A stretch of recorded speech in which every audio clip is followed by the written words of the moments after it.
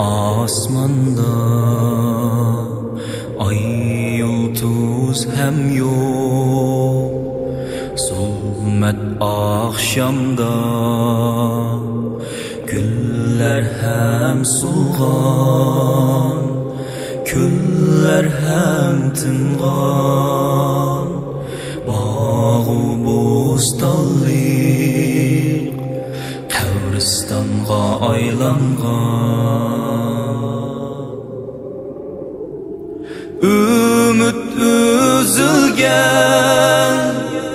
armanlar ölgen, vahime baskan bütkül cahani, bir mu insan yok avat şehirde, yürer temtire ruhsuz cesetler.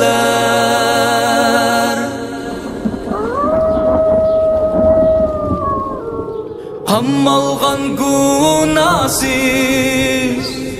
milyonlab masum insan öz tilda sözleşti de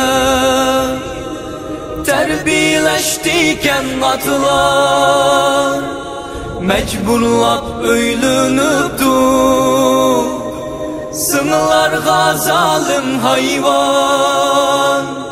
Yalmavuzlar buptu öyde, anılarga koşmak tutkan.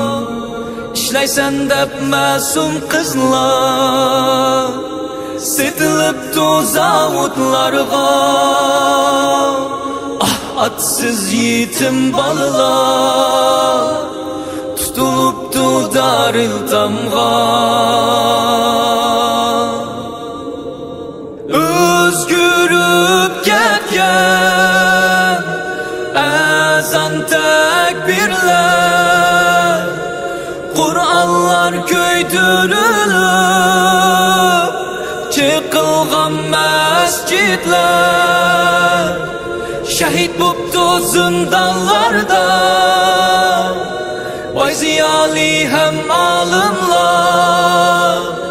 Sağlam yaşlar ezaleri setiliptu Karbazada, sallamlar özgürü boptu bugün nihav-oha. Ayşe adlı kızlar atılıptu Van'am Huangcan. Ah günahsız bu Allah öldürülüptü doğulmaylar. Ah atsız yetim balalar donlap ölgen kuchilarda. Ümit üzme aziz halqim, ümit üzme ey ana yurt. Biz atlandık bu küreşke, o yıl taştek uyuşup. Allah verse bu nusretni, bizgilerimiz sep-sep bulup, zalimlarni yığlatgudek,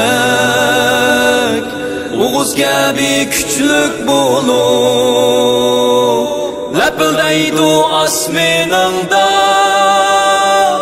göz çaklıtıp şu günü, ay yıldızlık gök bayrağım, ey ana makam. Ay yıldızlık gök bayrağım,